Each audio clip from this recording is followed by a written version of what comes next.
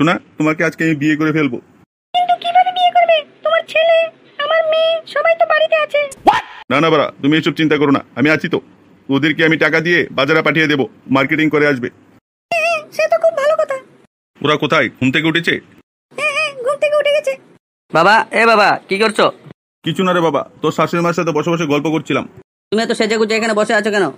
আজকের দিনটা বাবা আমার খুব স্মরণীয় দিন, তাই একটু সেজে গুজে বসে আছি। কিসের স্মরণীয় দিন বাবা? আজকে তোর মার আর আমার বিবাহ বার্ষিকী ছিল। একটা কাজ কর বাবা তোরা। হ্যাঁ, কি কাজ বলো বাবা। আমি তোদেরকে টাকা দিচ্ছি, একটু বাজার থেকে মিষ্টি নিয়ে আয় আর একটু মন্দিরে পূজা দিয়ে আসবি। বাবা, আমরা যদি বাড়িতে না থাকি এই সুযোগে বাবা আমার শাশুড়ি মার সাথে গপাগপ করে নেবে না তো? বাবা, আমাদের সাথে আমাদের শাশুড়ি মাকেও নিয়ে যাব। না বাবা, ওকে তোরা নিয়ে যাস না। ও আমি একা একা ঘরে বসে কি করব? ওর সাথে একটু বসে বসে গল্প করব। বাবা জীবন, তুমি আর টুম্পা মিলে ঘুরে এসো, আমি গিয়ে কি করব তোমাদের সাথে? আমার বাবা একা একা ঘরে থাকবে, আমি বসে বসে ওনার সাথে গল্প করব। ঠিক আছে বাবা, ঠিক আছে। ওই সামনের ঘরে আমার মানি ব্যাগ রাখা আছে, ওখান থেকে 500 টাকা নিয়ে যা তোরা। ঠিক আছে বাবা, ঠিক আছে। কিন্তু বাবা আমি বলে দিচ্ছি, কিন্তু কোনো উল্টাপাল্টা কাজ করবে না কিন্তু আমার শাশুড়ি মার সাথে। না না বাবা, আমি কিছু করবো না, যা করবো তোর শাশুড়িমাই করবে।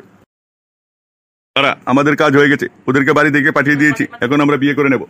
হ্যাঁ, ঠিক বলেছো। বিষ্ণুদা, আপনি দেখলেন বল্টুর বাবাটা এই বুড়ো বয়সে এটা কি কাজ করলো? হ্যাঁ বাড়া, হ্যাঁ আমিও তো তাই ভাবছি, এই বুড়ো বয়সে কোথায় থেকে এই মাকে ধরে আসলো। আমি শুনেছি ওই মহিলাটা নাকি বল্টুর শাশুড়ি। এ বাড়া, এসব কি বলছো? হ্যাঁ গো, আমি সত্যি কথা বলছি বিষ্ণুদা। ওই মহিলারও নাকি যৌবন বয়সে স্বামী মরে গেছে, তাই তো এরকম করেছে। এই দুনিয়াটার মধ্যে যে কি হচ্ছে আর যে কি কি দেখে যেতে হবে ভগবানই জানে। এই তো বাড়া বল্টু আসছে, ওকে জিজ্ঞেস করে দেখি একবার কি ঘটনা। এ বল্টু, স্টপ স্টপ। হ্যাঁ, কি হয়েছে বাড়া, কেন দাঁড় করিয়েছো?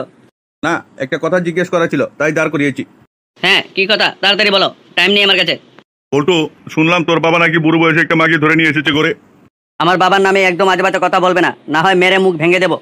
তুই বারা কয়জনের মুখ ভাঙবি? তোর বাবাকে তো দেখলাম একটা মহিলাকে নিয়ে বিয়ে করে বাড়ির দিকে যাচ্ছে, আর শুনলাম ওই মহিলা নাকি তোর বউয়ের মা হয়। আমি বিশ্বাস করি না বাড়া তোমাদের কথা, আমার বাবা এরকম কাজ কোনোদিন করবে না। যদি বারা আমরা মিথ্যে কথা বলি, আমরা গলায় জুতা নিয়ে পুরা গ্রাম ঘুরে বেড়াবো। আর বাড়া আমিও বলছি, যদি আমার বাবা এরকম কাজ করে থেকে আজকের পর থেকে ওই বাবার নাম আর আমার মুখে নেবে না। দেখি বারা কার কথা ঠিক। ঠিক আছে বাড়া, ঠিক আছে, আমি বাড়ি গিয়ে দেখছি। আর বাড়া, যদি তোমাদের কথাটা মিথ্যে হয় তাহলে তোমরা দুজনের সাঁটা ভেঙে নদীতে ফেলে দেবো। ঠিক আছে বারা, ঠিক আছে, তুই বাড়িতে গিয়ে দেখ তোর বাবা কি কাজ করেছে, তারপর এসে আমাদের বলবি।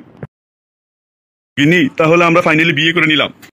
আমিও কোনোদিন ভাবিনি আমাদের বিয়েটা হবে, ফাইনালি আজকে আমরা বিয়ে করে নিলাম। আজকে 10 বছর পর আমার মেশিনটা আবার চালু হবে। আমারও সেম অবস্থা। আচ্ছা, আমরা যে বিয়ে করে নিলাম, ওরা আমাদের মেনে নেবে তো? বারা, ওরা মানলে মানবে, না মানলে না মানবে, তাতে কিছু আসে যায় না আমার। আমি তোমাকে বিয়ে করেছি আমি পছন্দ করে। ওদের যদি ভালো লাগে আমার বাড়িতে থাকবে, না হয় দুজনকে গাড় ধাক্কা দিয়ে বাড়ি থেকে বের করে দেবো। বাবা, এসব আমি কি দেখছি? তুমি আমার শাশুড়ি মাকে কেন বিয়ে করেছো? মা, তুমিও কাজটা ভালো করোনি। একবারা, আজকে 10 বছর হলো তোর মা মারা গেছে, তাই আমি একে একে আর জীবন কাটাতে পারছি না, তাই তোর শাশুড়ি মাকে বিয়ে করে নিয়েছি।